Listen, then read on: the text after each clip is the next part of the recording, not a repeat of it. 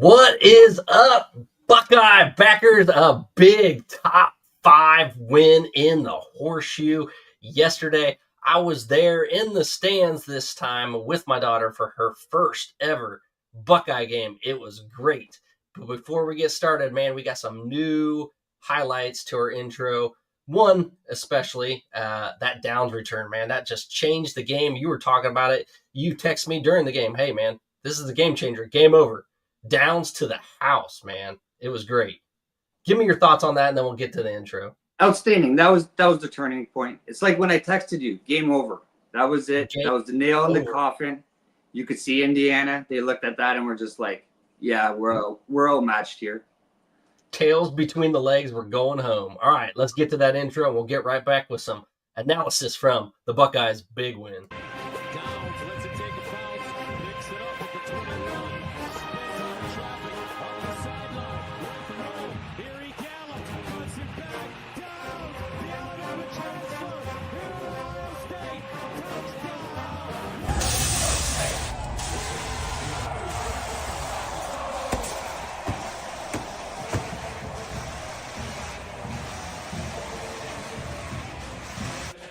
Proud of our young people, and most especially in 310 days in Ann Arbor, Michigan. No, Prince's going to throw for it. Got to get it off. They go for the ball game. Touchdown! Touchdown! Michael Jenkins on 4th and 1. Holy Buckeye! Under pressure, throws it. Incomplete. The Buckeyes win. It's so easy to be average. The hell with that. We don't want to coach average. Did you push yourself to be great today? Did you do it? If you didn't do it, you lost today. Dale Jones gets the snap. Fakes a run, drops back to pass, fires long. Down the right side, going toward the end zone, and it is caught! Touchdown! And it's Devin Smith again. Samuel cuts it back. Ohio State wins! Pitches to Archer Griffin, number 45, and Griffin fighting up the sideline. And he gets it into Michigan territory. A great individual effort across the 20-yard line. Eddie Jordan finds a hole. Smith in trouble. Spins away from it. 40, 45, 50. 35. Troy Smith. To throw. Steps up. Delivers deep down the field. He's got a receiver. Olave, touchdown, Buckeyes! And a spot in the national championship game. It's on the way. No good. He hooked it. And Georgia is going to survive. I haven't scored a touchdown in a long time, so it felt good. Give all the credit on the word of God. And when I'm coming around the edge and I see JT punch it out, I said it downstairs. There's no chance in hell I was diving on that ball. I was trying to scoop and score no matter what. Howard runs it. First down, Moore slides down inside the 40. Ohio State.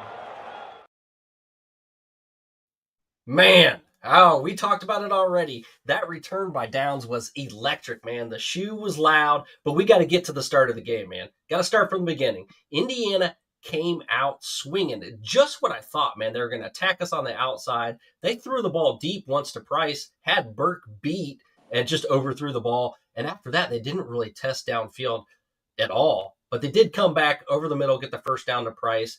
And, man, we still have some worries on defense. Those pass interference. Igbinosa, he had 2 pass interference penalties on that first drive. That's 30 fucking yards, man. That's a lot. And guess what? He has the most defensive penalties in the nation. 13 defensive penalties. Most in the nation. Let me repeat that. Most in the fucking nation. 10 of them are pass interference calls. The dude is always in position, but he's grabsy, man. He's grabbing onto the jerseys. And these days, defensive pass interferences are a little bit different because you have the offense pushing, you have the defense pushing a little, but tugging on the jersey is just something you got to get rid of. And that's something that he does, man. 2 on the day. And it led to that first touchdown. And if the last one, when it was coming over the middle, for the touchdown, they were trying to throw the pass in the end zone. I thought, it didn't look like a pass interference at all. I was complaining from the stands, but after watching it today, I was like, yeah, he was definitely grabbing and holding. It was more of a hold than a pass interference, but still, those are some key moments in the game. They came down, they scored right away. It was like, oh shit, we were in for a dogfight. And then, they still played well for another, first quarter, the end of the first quarter. What'd you think about that first drive? I mean, the first drive, it almost was like Jim Knowles was feeling them out, wasn't sending any pressure, let Warwick have time. And it's something we talked about on Thursday. You can't let him have the time because he's going to have that time to attack the corners. Yeah, they weren't dialing up the pressures at all. They were just kind of letting back and seeing what happened. And I think Knowles and the Buckeyes in particular just try to feel out that first quarter. We got to start off strong. We have more talent than everyone. Just play the game, man. Don't start off so slow and lackadaisical. Like, we're going to see what they do. Their scripted plays just need to be a little bit better. It was almost like they were coaching not to lose when the game first started. Like, we're going to try to keep everything in front of us. We're going to see what they can do. And then they realized if you give him time and you let him sit there in the pocket, that he's going to be able to complete these passes. Yeah. But almost any quarterback that can throw a good ball is going to carve you up if they have the time back there. For sure. And the offensive line. Yeah. And I think Knowles realized it, and that's why you see all of a sudden the pressure dial up, and the game changed. Absolutely changed. Damn right about that. So we have someone commented on there. I can't see it right now because of my setup, but I can't even see it right now. Is it up there? No. Oh, it's gone. I don't know what happened. But anyway, let's get back to the game, the analysis from the game. Yes, what I'm worried about with Igbinosa is it's eventually going to become a problem where refs see that. They know you're the most penalized person in the nation. And guess what? They're going to start calling phantom pass interference calls. Just because, if it's close, if something looks like it, you're doing it split second. That guy is guilty half the time. You're throwing that flag without even thinking about it. And don't think especially where you're looking for it. Especially in the Big Ten championship game, don't think Dan Lanning's not going to go up to the refs before the game and point out those stats, right? Oh, for sure. So you all of a sudden see a receiver pull up because the ball's thrown over his head a little bit, and he turns around like he was grabbed. You're going to see refs throw that flag, just because they're going to assume he was grabbed. See, I don't want to call him out, but he's in the right position always. He's athletic as hell. He's right there. He's a big cornerback, and he just needs to turn and stop grabbing. I mean, you can get handsy. You just can't pull that jersey. Once you start tugging, they're going to call it right away. It's obvious. It's blatant. Yeah, but let's get back to what happened. After they score, they still shut out Ohio State's offense. And then they had a goal line stand stuffed. The Hoosiers stuffed Ohio State on the goal line trying to get it. Tegra just, man, he is the right side guard, and he just got blown up, man. He doesn't get low. He had good initial contact, but the defensive lineman just getting under his pads and pushing him back, and that happened more than once. Dude just is standing straight up. We need to get Tegra low, so anyone out there that has access to the Coach Fry, get him down, get that dude in a stance and blow off the ball, because once he does, he's going to be a beast. He's hard to move. I mean, people still struggle to get through the line. That goal line stance, I was almost like, okay, is this game going to be a lot closer than I think? Yeah. Me and you talked on the Thursday, and I picked Ohio State to win by almost 18. And then after listening to everybody, and I was like, okay, maybe 2 touchdowns they win by. Yeah. And I was like, is this game going to go down as how Steve thought, that it's going to be a lot closer than we think? And it could have, if not for the mistakes for Indiana, too. Because then, after that, it's time for Indiana fans to stop Googling, because there was nothing left for Indiana fans. It was all and special teams. And the defense dominated. Special teams, absolutely. I mean, once you get that drop on that punt, dude, you're screwed from there. I mean, you cannot give this team, this talented of a team, in their house, plays like that. Northwestern did the same. It changed. It flipped the script on Northwestern, and it was 2 weeks in a row. A bad snap, a bad special teams play for the opponent. And Kurt Cignetti was talking later on about how the sound, they weren't ready for the sound. Dude was an assistant at Alabama. How is he not ready for the sound? There's sound all over the SEC. I mean, did he not go to LSU? Did he not go to Florida? In the days he was there, Florida was big too. Even some of his decisions. I think there was one in the fourth quarter where you're down 21. Mm-hmm. It's 4th down. You're on right around the 50, and you're going to go for it, call a timeout, and then punt. You're playing you're in a top 5 matchup. You know you're probably going to need to win to stay in the playoff, considering what's said. Just go for it. You have nothing to lose. At that point, if you lose by 21 or if you lose by 28, there's no difference. And Ohio State was moving up and down fairly easy by that point. Absolutely. From here, we talked about, what were the game changers, the absolute game changers, man. The game changers were, actually, let me get to some of these comments real quick first. Hugh Jass, great name, by the way. It's time to bench Igbinosa, play Matthews. You know what? That's actually a great comment. I'm almost with you on that. It's tough to say, but eek, man, Igbinosa, he just gives me those shivers. Like, is he going to pass interference this time? Is he going to pass interference? Anytime the ball goes his way, I'm worried he's grabbing. It's funny, too, because on Thursday, everybody was talking about Burke, right? That he was the guy we were going to have to watch out for. Are they going to attack him? And instead, it was Igbinosa this week that it seems Cignetti was going after. So thank you, Hugh Jass. That's a great YouTube name, by the way. So keep them coming. All right. The score, 38-15. Let's get through some of those stats for the Silver Bullets. They held the number 1 offense to 151 yards.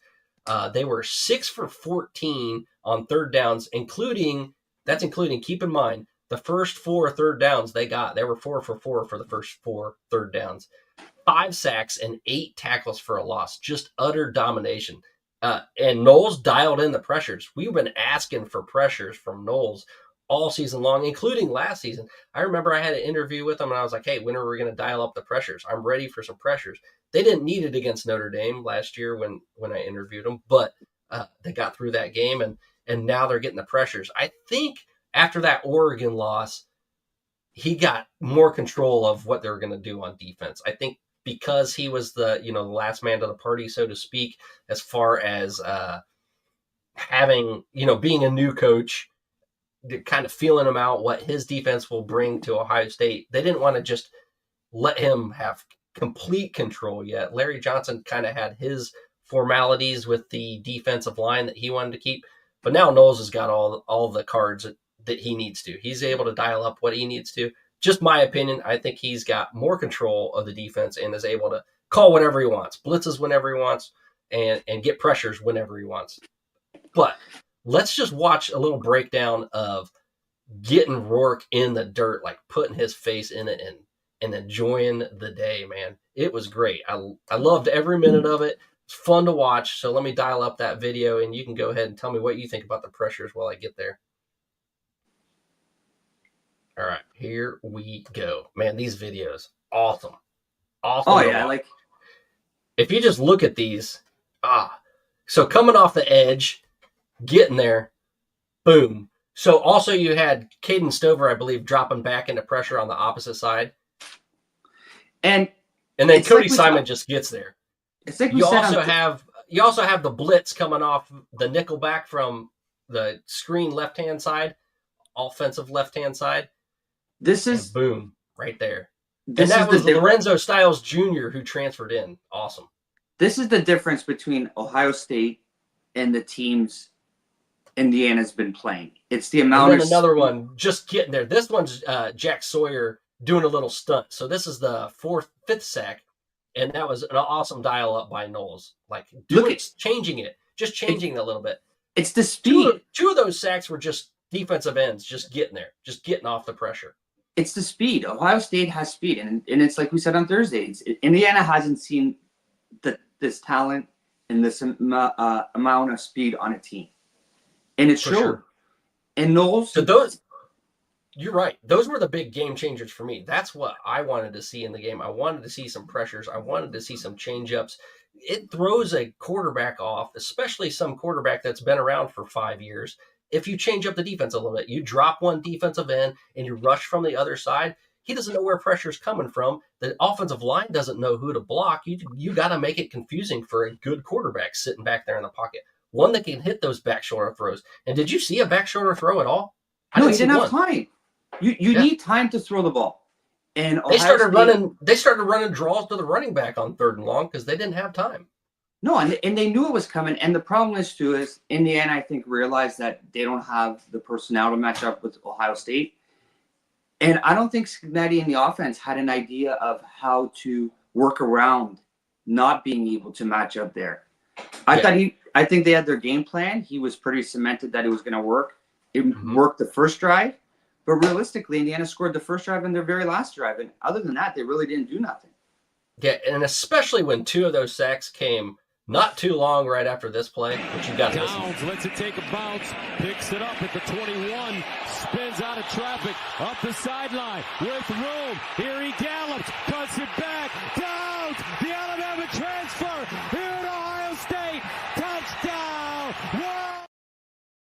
Touchdown Downs. Man, I can't believe they had him back there. And the fact that he returned that, man, you're looking at someone who possibly has the potential of playing running back next year. He played running back in high school, getting some time both ways, a la Travis Hunter, man. And if he does, we have 2 Heisman candidates possibly next year. The last time I seen somebody with down skills that has the ability to, besides Travis Hunter, would probably be Charles Woodson. Yeah. I knew exactly where you were going with that, because when I saw that return, especially the face-on return, I was like, "Holy shit!" That. And if you look at it, it's that spin, to make the first guy miss. When he hit that spin, I think exactly when I text you, "Wow." Yeah, game over. And that was the end of it. I think he took the soul of Indiana. They realized just how good, and for whatever Ohio State paid to get him to Ohio State in the offseason, that play right there was well worth it. And man, Cody Simon was getting after the quarterback too. I gotta give him credit for that. The DNs were just blowing them off the line. That we talked about the pressures that they were getting. And like I said, Jim Knowles has full control of the defense now, and he's dialing it up. I don't think Indiana was ready for the blitzes. I don't think they were ready for them to get home because they just don't show it on tape. They weren't showing it at all. If I had one complaint though about the offense, it would be if you saw the size differential between Ohio State's wide receivers and their DBs and not taking any shots deep. It was like, come on, dude, just throw it up. Just throw it up. Give Smith a chance. Like, he has a 99-yard catch radius. I've been saying it for weeks. I think just throw the ball up. Like, the one time they did was when they needed a first down. It was like 3rd and 7, but I can't remember. Oh, and double coverage. They threw and he just out-jumped them and leaps up and goes and gets it. What do they say on the TV? Helmet and above for Smith. You got to throw it helmet and above, and he's going up and getting it. He's a freak. Up there. When you have somebody like that, and was it Ibaka we said was going to have the big game, number 1 receiver in the game? Did everything he was Emeka Egbuka? Yeah. Yeah, sorry, Egbuka, yeah. Everything we said he was going to do, It's okay, fans. He's a Michigan guy, so he mispronounces Buckeyes all the time. On purpose, probably. But it was a good game. The only thing that worried me about Ohio State, and they can get away with it this week and they'll get away with it next week, is another slow start. Yeah. Slow start against Northwestern, slow start this week. You're going to get away with a slow start next week against the team up north. But once you get into, like, Oregon, or if you have to match up talent-equated games. Yeah, a Georgia or a Texas. You can't. You get into a slow start and you find yourself down 2 touchdowns. That could change everything. Yeah, we need to start a little quicker. The one thing that you may not realize, and I think they talked about it with Fox, Howard started off 14 of 14 for 113 yards and a touchdown to Emeka Egbuka. By the way, and we did talk about Emeka Egbuka having a big game too. We thought he would break out because in big games, Emeka Egbuka plays big. He played big against Oregon too. Yeah, he showed why. Did you know Ohio State hadn't had a punt return for a touchdown in a decade? A decade. No. And guess when the last time they did it was? Michigan. I mean, I already told you. No, it was against the Hoosiers, of course. Jaylon Marshal took it back, and that was 2024. But, hey, I keep on getting out of here without paying some bills, so I'm going to pay some bills real quick. And it's going to get spicy with Danos. All right, man? Boom. Get your...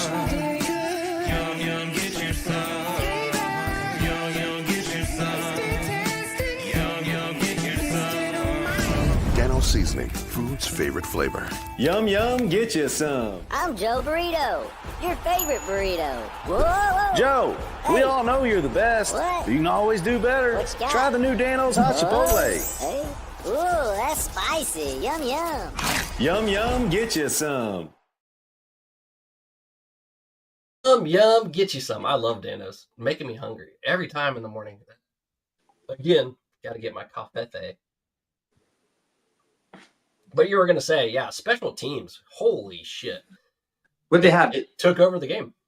They gave them 7 on the missed handle snap, and then you got the points. Kick return. That's the game.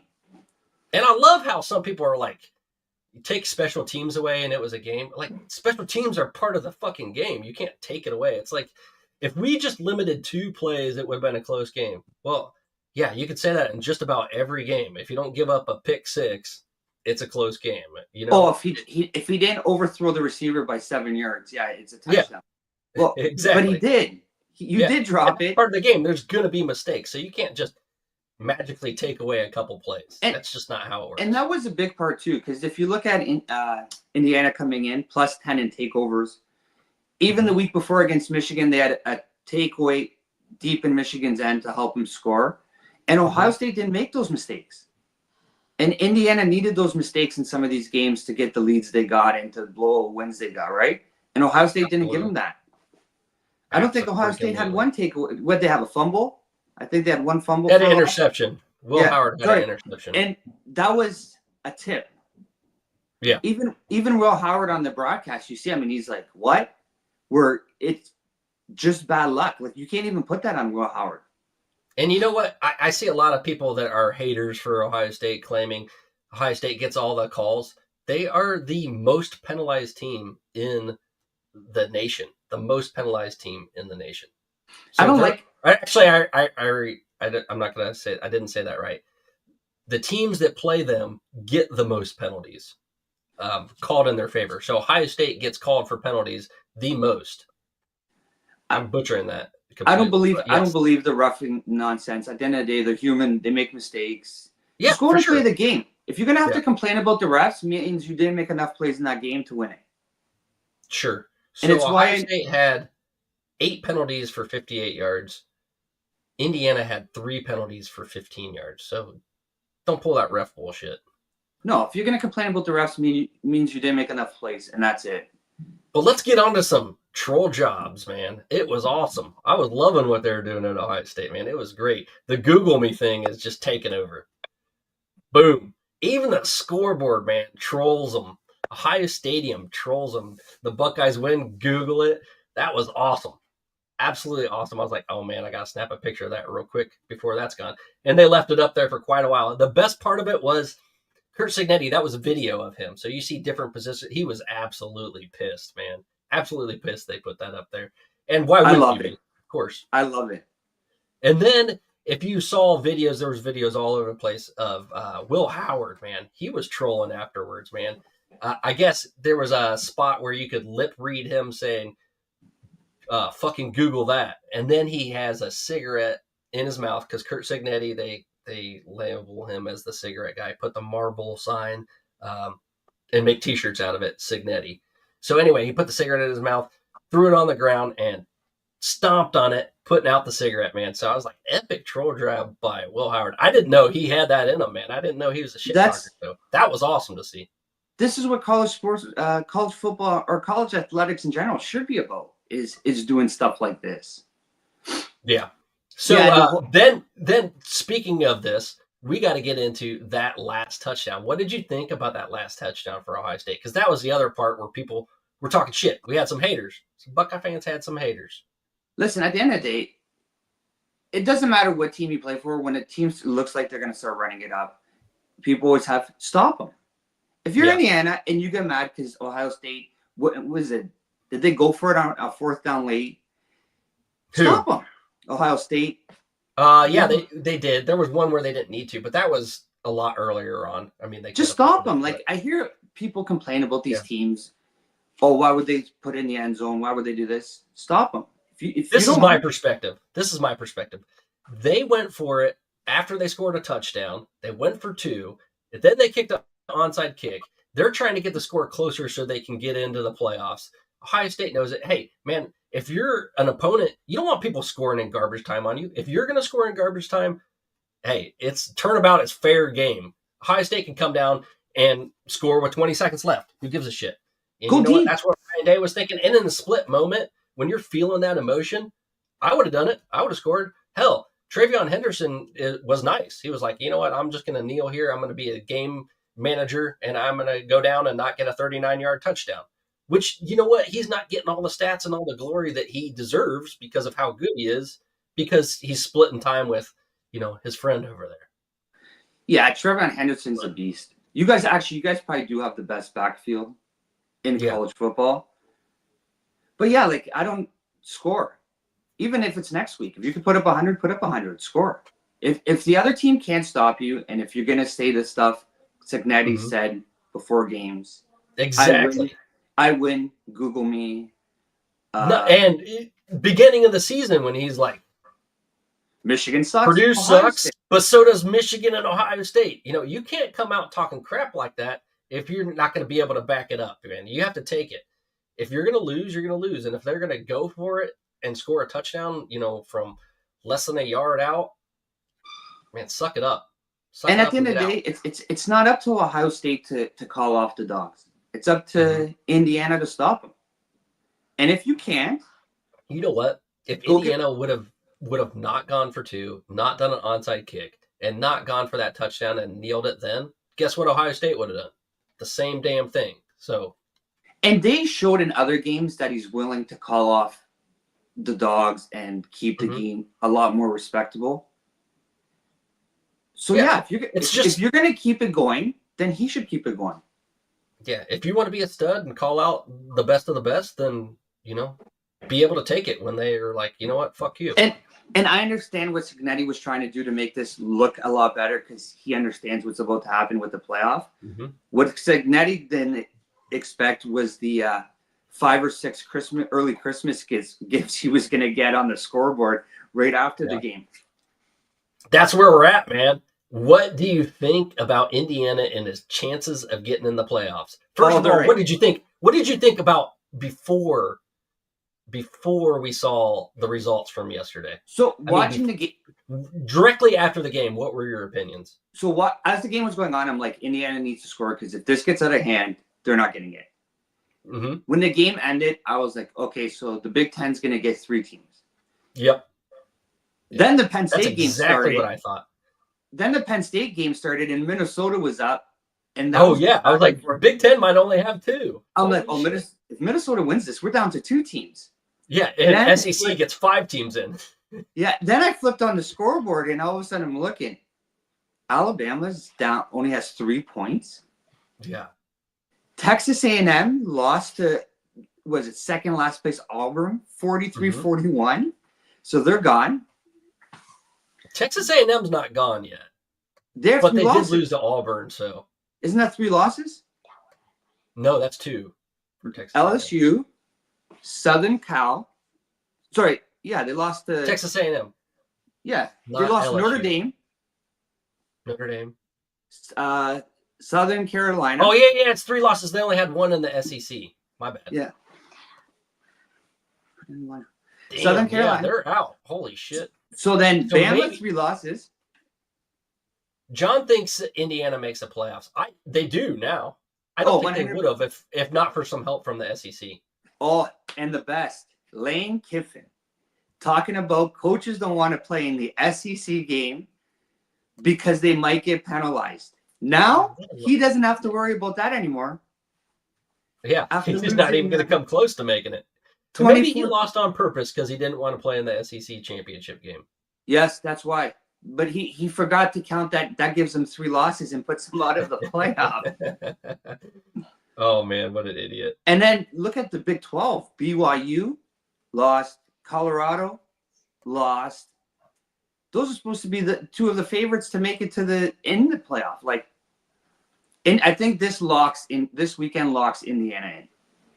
And locks Penn. As long as they take care of business next week, it locks them in. John said he doesn't think OSU ran the score up. If we didn't want you to score, we should have stopped you. And that's kind of what we said. Also, John, the thing is, if they're going to go for it and go for two and kick the onside kick, which is what we just talked about, then you got to be able to take that. You just got to be able to take that because you talk shit before the game. Your coach talks shit, which I thought was great. He backed it up all year. It's just when you get in a game like this, the biggest game of the year, and it has playoff implications, it has championship implications. You know what? Emotions are flying, and people are going to want to score some points. That's the big deal. That's the bottom line.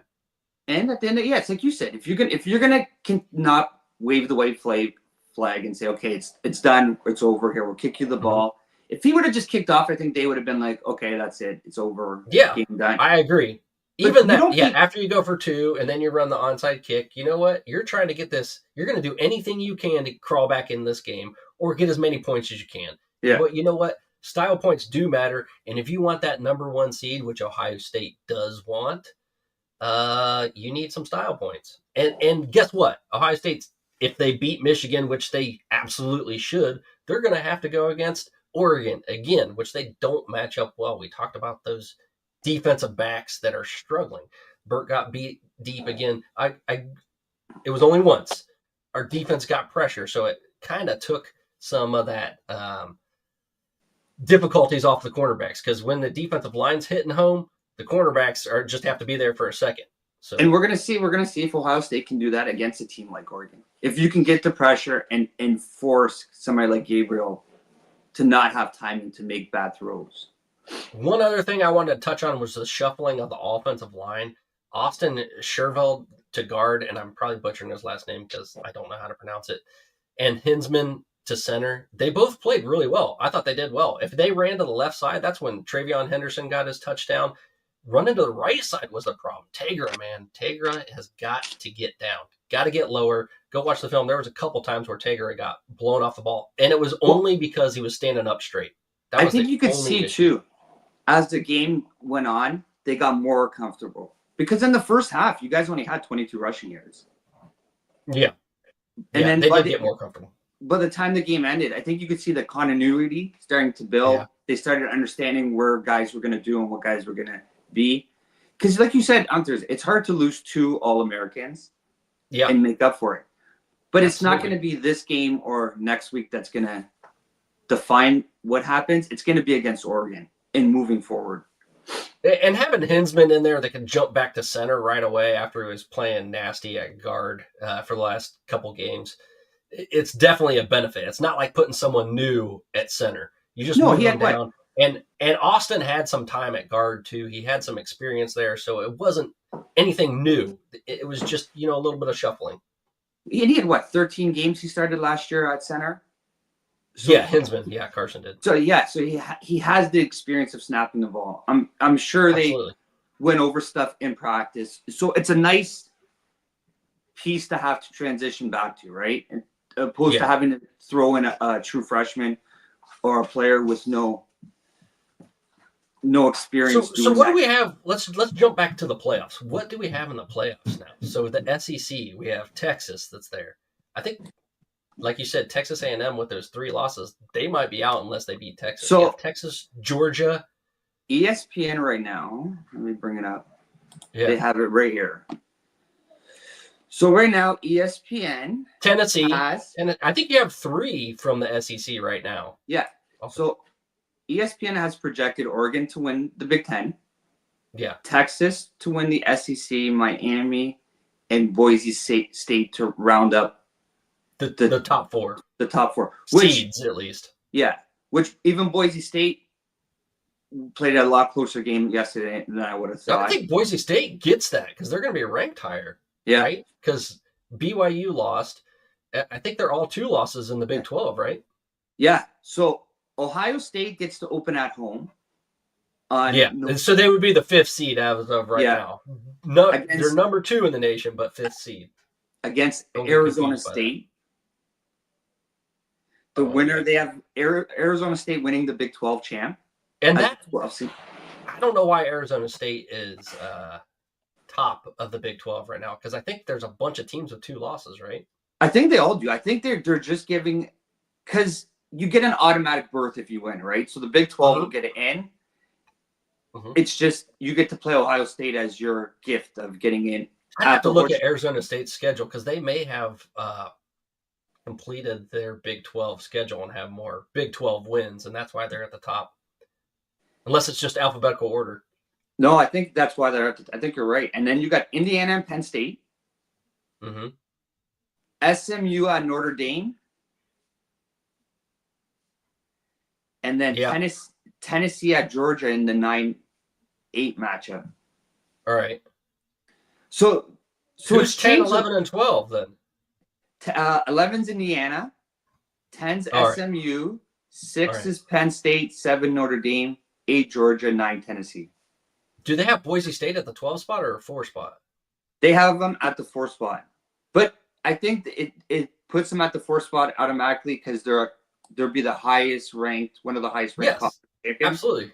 That's exactly what they would be. Yeah. That's the thing that was confusing at the start of the season because everyone thought the group of 5 would have to be 12, but no, they're ranked wherever they're ranked, and if they're the top 4 conference, they're going to be in there.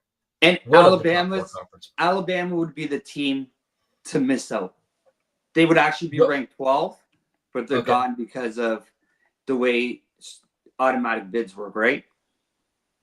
No, I don't think so. Unless what's SMU ranked? Where did they put them? It doesn't. SMU is if they're in the top 12, then it should go in order. No, Arizona State bumps them out. Arizona State in this is ranked 17th. Bumps them out. Yeah. So Arizona State's 17th, BYU's 18th, and Colorado's 20th. Okay. So Arizona State any of the Big 12s would bump them out. That's awful. Yeah. So Indiana's in for sure. And over a Bama. That's tough for Bama fans. Tough for SEC fans to swallow, but 3 losses don't have 3 losses. Don't get beat 3 times. I mean, yes, you may have a tougher schedule, but you can't be beat 3 times. That's just ridiculous. And Indiana in the playoffs, easy win for the team that plays them. I still think Indiana's better than you would imagine, and it just depends on the matchup. I mean, Ohio State just got if they play a Georgia, I think Georgia probably beats Indiana. If they play a Oregon, they probably beat an Indiana.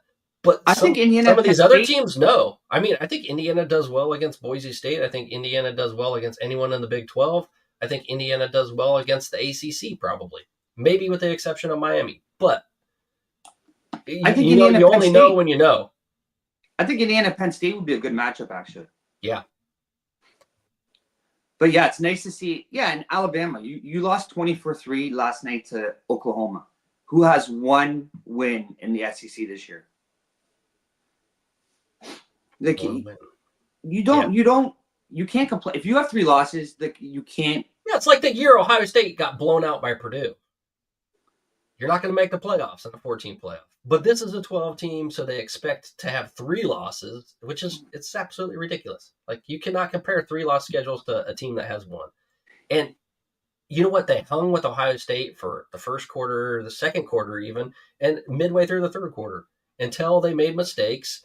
And if you don't make those mistakes, obviously it could have been a little bit of a different game. They got dominated though. So Indiana, they don't match up well with the top echelon. They're just not there yet. So they are like a group of 5. If Boise State can get in, Indiana deserves to be in. Yeah, I would actually make the argument that Indiana, even though they played a weak schedule, they played a better schedule than Boise State. I'd give more credit to the teams in the Big Ten than the teams Boise State. Well, you got to give Boise State the credit. They played Washington State, which is a good team, and they also played Oregon at Oregon.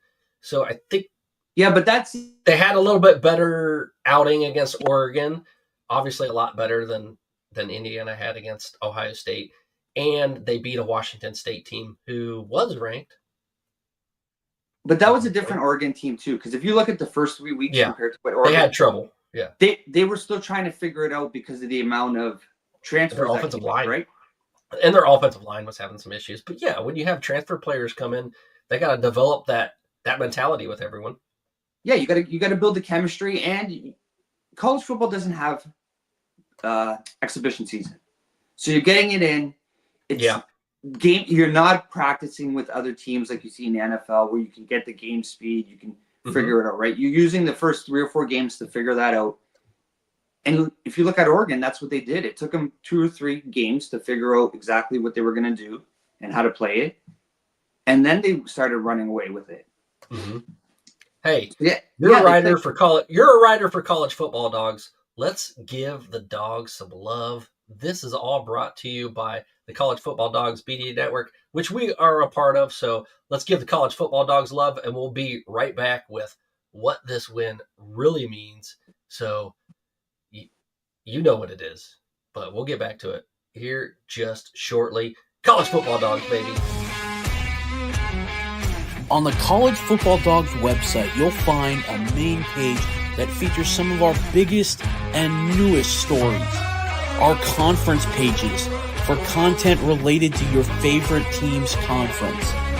Our team store, where we have products that are available all year long, as well as gear available for a limited time only.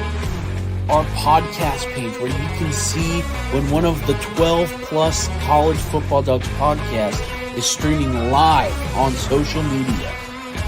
Our subscription page, where you can join our Discord. If you're interested in becoming a contributor at College Football Dogs, email us at info@collegefootballdogs.com. If you enjoy any College Football Dogs content, we really do appreciate any donations you can make by visiting the donate page on our website or scanning the QR code here. College Football Dogs, for the fans. For the fans. Guess what time it is now? Boom! Oof. It's hate week, brother. So it me is. And you are no longer friends starting now. It sounds good because I think me and my wife and me and my brother-in-law have the same deal starting now. So it's all good, brother. But you will be joining us to break down this matchup, anticipated matchup. The Buckeyes have lost 3 in a row to those cheaters from up north, and you can agree they are cheaters. Speaking of cheaters, what is up with their response to the notice of allegations? Have you heard anything yet, Mike? Nothing. Nothing's been leaked. Nothing came out, which I'm surprised because it's been WikiLeaks with that and nothing. Mm-hmm. The longer it goes, I think, without hearing anything, could there have been a deal made? You know what? I think in the interest of Michigan, it would be good to get a deal. It just depends on what the NCAA is throwing down on them, man. Yeah. There's got to be a lot of back and forth, and without knowing exactly what's in it.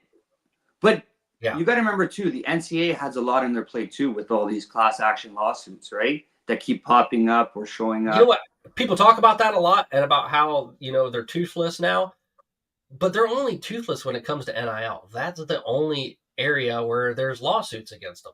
Like players making money. That is the only I'm not where they're toothless. I think the rest of the enforcement's still there. I think it's more they have to deal with that first, and they're trying to not deal with any of the other stuff, which could give Michigan something to. Let's just get this done in a way. You don't want another lawsuit just sitting there pending for 2-3 years. Sure. Well, let's get back to the game. What do you think's going to happen with Ohio State versus Michigan? The game. What's happening, man? Honestly, I don't even think it's going to be close. I think Day's going to put up a lot of points. And you know what? I'm okay with it. Michigan fans, we talked for 3 years, and sometimes you got to take your medicine. It is what it is. Me personally this year, and moving forward with this new playoff and stuff, I think the rivalry is starting to lose some of it as we go more to an NFL-type college football model. Because if you look in the NFL, most rivalries don't really mean anything. And there's those ones that stand out, like Broncos-Chiefs, man. They hate each other. Yeah, but it's not like this was. And I think it's losing something. And it's going to keep losing something as we go from 12 teams to 16 teams to 24 teams in the playoff. Because it's going to get bigger and bigger for more money, right? Let's be honest. It's only lost its luster because you guys are terrible this year. Barely bowl eligible. I'll be honest with you. It hasn't lost its luster for me. I'm ready. Maybe I'm just that old man now. If you flip this, and I'm being completely sincere, if you flip the script, I wouldn't even care if Michigan won or lost. No way. No Honest way. Get out of here. It matters for Big Ten championship. It matters for seeding. Because guess what? If Ohio State loses this, Penn State's going to the Big Ten championship game. Yeah, but they're still going to get into the playoff, and I think that's ultimately where it's going to end up being that you have to but get what seed do you get in at? Because then are you still a 5 seed? Ohio State you have the possibility of being 1 seed. Also, it's bragging rights for getting those recruits. It's bragging rights for just for winning against your rival and to establish dominance, man. You can't take away from this game. Don't give me that shit. Let's be honest. The recruits. You just know you're going to lose. Yeah, but how do you earn money? How do you earn money? How did your team earn money? How do donations come in? You make a phone call and you call people and ask them for big bucks. You see what happens. You saw what happens from a national title team. Everyone's got a little taste of it. So guess what? They're throwing around $10.5 million for a recruit. They're like, we need it. We know what a quarterback does now. J.J. McCarthy was the one that got us a national title. Without him, we were just the old Michigan. And even though he wasn't, making like 400-yard games passing, anytime they needed him to make a play, he made it. And that's what they need with Bryce Young, someone who can make plays. When the game's on the line, you make a play. You give me something. I would be honest. I would much rather them move this game, as much as that sounds crazy, to the 4th, 5th week of the year. I would rather. And I think you would see what you've seen in the last 2 or 3 years, or was it 2022 or 2026 when it was 2-3? I think you would see that every year. That height. Yeah, I'd almost want them to open up with it. If they opened up with this game, would that be? You would have the 20 huge. The 20 million viewership every year would be on this game. Yeah, like it's just. I think that's how you fight. That's how you fight that. If it does, this year there's still like the old heads, like me and older, that are like, this game means everything. I don't know what the young kids are thinking because I'm not one of them, maybe, but on campus. I mean, the M's are still all crossed out. People are ready to go. The scoreboard operator's into it, starts the countdown clock as soon as the game's over. Like, it's still there. Let's say Ohio State lost this game. Let's just say the unthinkable happens. Ohio State lost this game. As a Michigan fan, you still can't talk because you're 5-5 or 6-5 yes, now. You can. You can talk. So you ruined the season. You ruined the season's still a disaster. At least to me, the season's still a disaster because it's all about making the playoff. No, you flip the script and Ohio State beats Michigan, the season's a success. See, to me, it's not. You got to win it. You were built to win a natty. If you don't win the natty, the season's a failure. And I said the same. But this season they weren't built to win a natty. No, they lost their natty. They lost all their talent. If you flip the script and Ohio State has the season Michigan did right after a national title, the whole coaching staff leaves, and so do all the players. What did they have? 14 players, 15 players drafted? Yeah. I'm okay with it. Beat Michigan. See, to me, I'm happy. If they beat Ohio State, I'm happy, but it's not something I'm going to call up come home and talk crap to my wife like I usually do. Like, it is. Like I usually do. Listen to that subtle jab. 3 years in a row. What did you do for the last 18 years before that? My life was very hard. Very hard. And, it's just something that... Yes, Doug. Doug Shepard Sr., this version of the game is so this is my question. For cheating. Everybody brings up the cheating, right? So for 5 games last year, and as a Ohio State fan explained this, for 5 games last year, all I heard, including from you, that last year was going to be an execution. Michigan doesn't have the cheater. Michigan can't cheat anymore. We're going to beat them. We're going to beat them. We're going to beat them. How does it go from we're going to beat them, we're going to beat them, we're going to beat them to Michigan winning and, you guys cheated? We didn't say that last year. Yes. I heard from tons of Ohio State fans. You know what I heard from Ohio State fans in the stands today? There's always those Ohio State fans that don't know what the hell they're talking about. sitting right behind me, I hear this guy. I mean, obviously they were a little inebriated, but they were like, I don't know what to think about Indiana. I see all the scores. I haven't watched the game. And then immediately the next sentence is, I don't think that they have the athletes to match up. We're just going to out-athlete them. I was like, you haven't watched the game. How the hell do you know? Like, you're going to get fans that don't know what the hell they're talking about, haven't played football. They're just there for the party.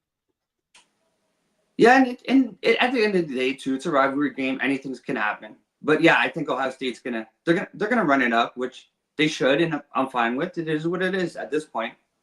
Doug, you have to join us some more. Doug Shepard is the man. I love that comment, and it is absolutely true. If Day doesn't go for 2 on one of his touchdowns, I'm going to be pissed. Except for, you want to say cheating, I'm fine with cheating the first 2 wins. You can't say it about last year. Yeah, this is my perspective on this. The cheating is what built the program so that they could have success. So the 2 years before is what made them build confidence, work harder in the weight room, get coaches, get more players to come aboard, and build them into what they were now. If you like, success breeds success. So if you cheat to win, you start winning, you actually increase the dopamine levels in your brain that says, I'm better than what I was before. I'm better than what I was before. I'm awesome. All right. At this point, I'm awesome. And you play awesome. And they did. Yeah. And they had the pieces. Like, if you can build from the cheating version of who you were into a successful team, they did. And they didn't need it. But they also already had all this data of information from years. All right. They knew what Ohio State's plans were. They knew what they were doing. They had copies of their practices. It took 3 weeks for TCU to dummy it up and trick Michigan. Yes. And Doug here comes in. Connor Stalions handed all of his material to a Michigan staffer before he left so they can continue to cheat after he left. Of course they didn't destroy that. That was gold. And we're going to find out. All these check marks just keep happening, one after another, after another, after another. All right. Everyone says Harbaugh's not going to be suspended. He gets suspended. Everyone says Harbaugh's going to be at the Penn State game. Wasn't at the Penn State game. Everyone says they're going to hire a lawyer, and the lawyer's going to determine what's going to happen. Everyone says the Big Ten's not going to do everything. Everyone said Jim Harbaugh's going to stay. He's not going to take the strength and conditioning coordinator. He's not going to take not everybody. Everyone says all that. Guess what? They all leave. There's a reason. Everyone says Central Michigan. Connor Stalions wasn't there. It was someone else. It just kind of looked like him a little bit, or didn't even look anything like him, is what they said. Guess what? It was. It's all stacking up. The bits and pieces. Everyone says they're giving them to vets. They're giving all these tickets to veterans that are going to games. Why are you giving tickets to random games to veterans? Then, guess what? They find out, hey, once he was caught, no veterans are getting tickets. If you didn't see Harbaugh leaving before the season even started, I don't think you were paying attention. I told people before the season even started last year that this was his last year. No matter what happened, he was gone. Once he got suspended too, the first time, you knew it was over. That has an argument. I'll give you that. I'll give Connor Stalions, as much as he's been gone. What did he go from where he was coaching to happen to start coaching at the #1 recruit in the country? Yeah, he just changed position. He's still digging in, man. The kids, you got to give him credit. He wins. I will give him credit. I'll give him credit for that. I mean, he's doing anything he can. I mean, if you're a Michigan fan, he's doing God's work. If you're anyone else, he's a cheating scumbag. I'll put a statue up of him. He keeps winning somehow. This kid just keeps finding a way to win. He's falling forward, huh? Well, he's a smart dude, obviously. Sharon Moore doesn't appear to be smart enough even to get out of town. And you know what? This is kind of... I'm torn between that, because put yourself in that situation. You're at Michigan. You are at the big house, and you have the opportunity to be the head coach. Guess what? If he goes and has a successful season this year, next year, or 5 years down the road, he made the right choice. Right now, it looks pretty iffy, depending on what the NCAA pushes down their throat. And that's the thing with the NCAA. Usually, and let's be honest, usually it's the small schools pay for the sins of the big schools. And if you don't think that a lot of these executives and stuff have seats in these rooms, and money's not a big factor in these decisions. Money's a huge factor in what's going to happen. You know what? You know where money comes into effect? Vegas. Vegas is pissed. They beat the spread all year long, and it was from knowing the plays. There's where the money's involved. There's a lot more money flowing through Vegas than there are in any of those corporate NCAA meetings. A lot more money going through Vegas. You didn't get lights in the middle of a desert for no reason. You didn't get the strip for no reason. You don't build hotels, skyscrapers in the middle of a desert where there's no water. ESPN, Fox, NBC, and CBS. When you give out $7, $8, $9 billion TV deals for certain things, you get to say if you're going to let one of the biggest brands not compete in the playoff. Yeah. And if you don't think that 7 or whatever it was, $8 billion. No, I don't have the actual numbers in front of me, but how much was bet on those games? If you additively put into all those point spreads that Michigan played last year or in the past 3 years, I bet it dwarfs that. Okay, but how many people bet them to cover, to split it? They might have covered, but a lot of people bet against them too, or bet with them. So you got to remember, a lot of people didn't cover it because they cover the spread, but a lot of people also made lost money. Spoken like a true Michigan fan. Find some way to back out of that. No, so it's both. So you got to give both, right? And at the end of the day, find out. And there's a lot of money. There's a lot of sour apples in Vegas because of what happened. Yeah, and in fact, it does come out. I'll still give them their time. And if Vegas was so worried about it, it's gonna come. It's gonna come soon. So, and if Vegas was so worried about it, they would have took them off the board after it came out, and they didn't.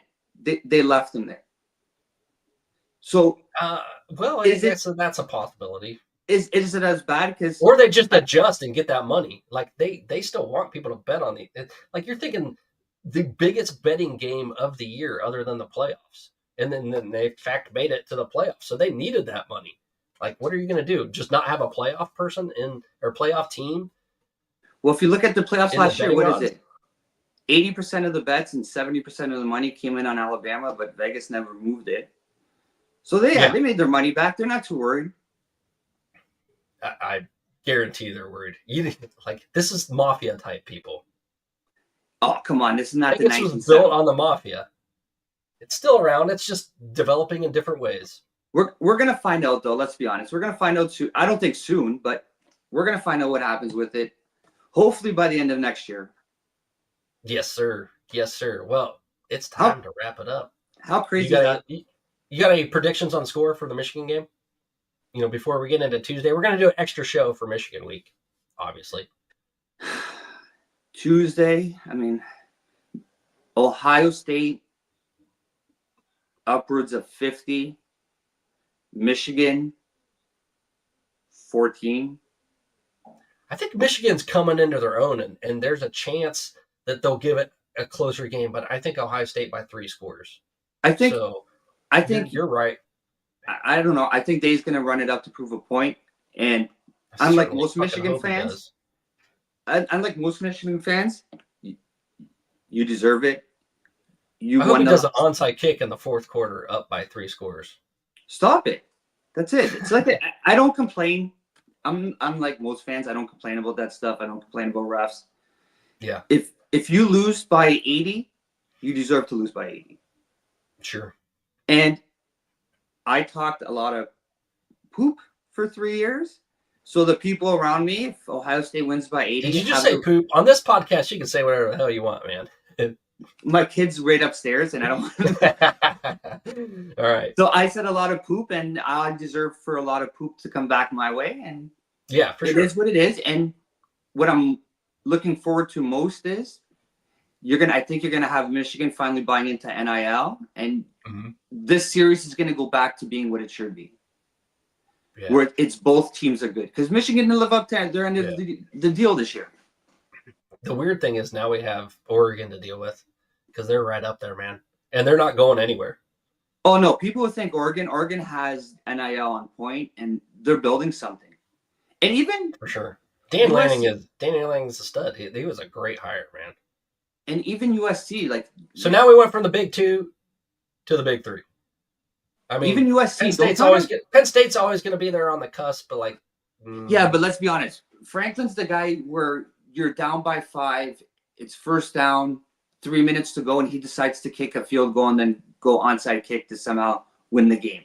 Like, Franklin always does something where you watch it, you're like, I'm just going to, like, if I was a Penn State game fan, I'll just shut it off. I know what's coming here. Like, this is the Franklin boneheaded move of the game. That's tough. That's a tough position to be in. Perennial number 3 in the Big Ten. Now maybe 4. Hell, if Indiana's doing all the right moves, so they might USC's taking that 4th position. USC's going to be a lot better next year than this year. Yeah, we'll see. We'll see it when they do it. But hey, man, Michigan week. It is the game coming up. This week's going to be so much fun, man. I cannot wait. And hopefully, like you said, Ryan Day does run up that score, and I'll be one happy man.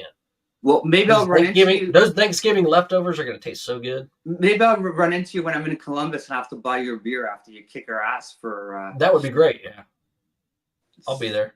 I'll be there for that. Yo, 100%. We'll bet a beer on the game. Yeah, 100%. We'll put a beer on the game. You got it, man. All right. Well, we'll see you Tuesday. Buckeye backers, we are out. But before we get out of here, I just got one more play that I want you all to see because I can't get enough of it. I want to see it over and over and over. So here you go. Downs lets it take a bounce, picks it up at the 21, spins out of traffic, up the sideline with room. Here he gallops, cuts it back. Downs, the Alabama transfer here at Ohio State. Touchdown. Whoa. Are out. God bless. OH.